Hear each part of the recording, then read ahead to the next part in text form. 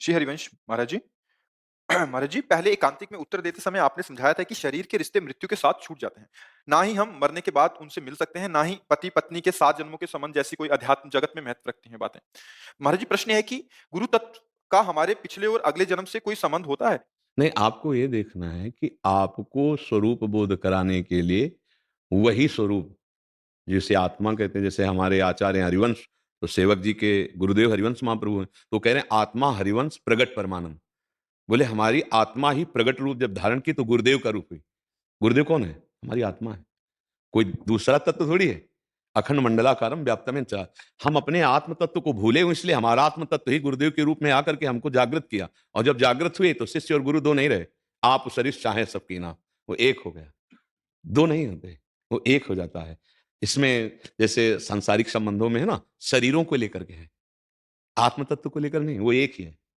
जैसे 1000 घड़े रख दिए तो सूर्य के प्रतिबिंब 1000 पड़े तो 1000 सूर्य हो गए क्या? सूर्य तो एक ही है, और हजारों घड़े फोड़ दो तो सूर्य का कुछ बिगड़ जाएगा क्या?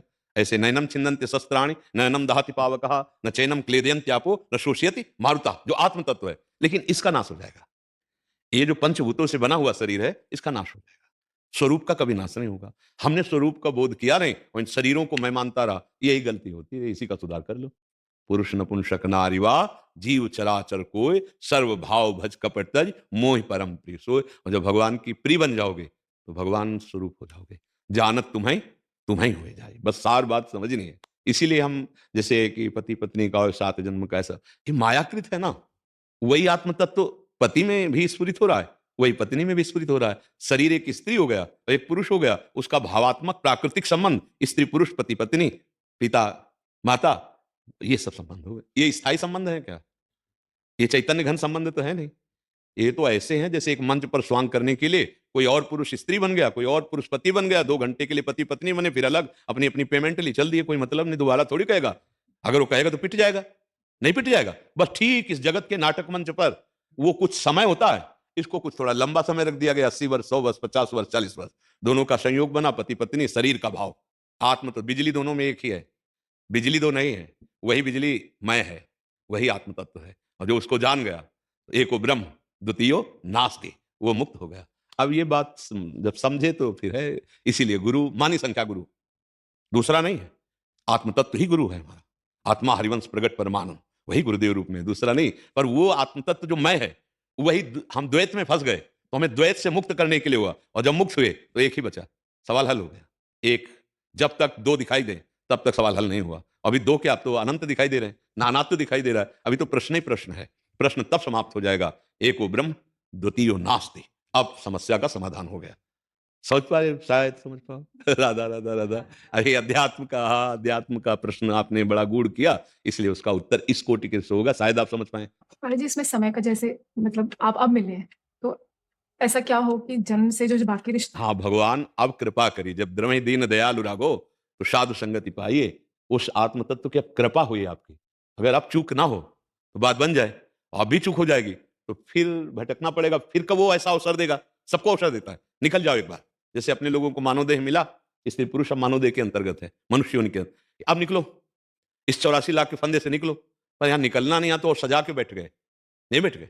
ये पति पुत्र परिवार नाना प्रकार की भोग सामग्री, जीने का ठिकाना नहीं 1 मिनट का, और कल्पना है कि 7 पीढ़ी के लिए तो कमा के चले जाएं। नहीं, ये आए थे मुक्त होने और वो बंधन और बांध दिए। हाँ, कभी भ्रम से भी ऐसा नहीं आया कि मैं स्त्री नहीं हूं। देख लो, अंदर देखो, भ्रम से भी नहीं। सत्य तो माने हुए अपने को स्त्री है, तो फिर पति पुत्र आदमी आसक्ति है, फिर उस शरीर के अनुसार कामनाएं हैं, फिर कामनाओं के बंधन है। अब वो मोक्ष पद भी तो बहुत ही दूर नगरी हो गई। हो गई कि नहीं हो गई? कृपा तो अब हुई है, और पहली बार नहीं हुई है, हजारों बार ये कृपा हो चुकी है। भगवान के अवतार हुए हैं, संतों के अवतार हुए, क्या हम सृष्टि में नहीं रहे? लेकिन हम कभी उनकी बात नहीं मानी। अगर आज मान लो तो ठीक है, और ना मानो तो कोई फर्क नहीं पड़ेगा। आप सुनेंगे, निकल जाएंगे, बार खत्म हो गया, ये समय आपका सार्थक गया। लेकिन जो लाभ मिलना चाहिए वो नहीं मिलेगा। लाभ मिलता है चिंतन मनन करके अपने आप को सच्चिदानंद चिंतन में लगाना, भगवान के नाम में, रूप में, लीला में, धाम में अपने चित्त को जोड़ देना। अगर हमारा चित्त प्रभु से जुड़ गया तो हम योग को प्राप्त हो गए।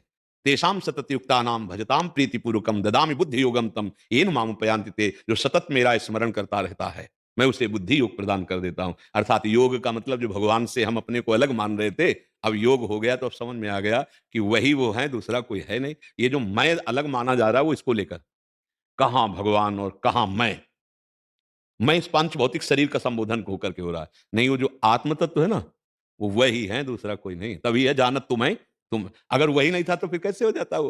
तो वही था, केवल ये पर्दा। अब जैसे एक पोशाक राजा की पहने बैठा है और एक पोशाक उसके नौकर की पहने बैठा है रंगमंच पर, और पेमेंट दोनों का एक है।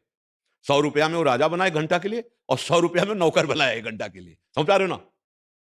आत्म तत्व दोनों में एक है, परमानंद दोनों में एक है।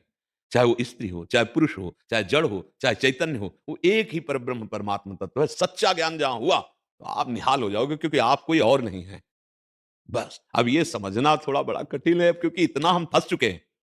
कभी ऐसा भी नहीं आएगा आपके अंदर कि मैं स्त्री नहीं हूं।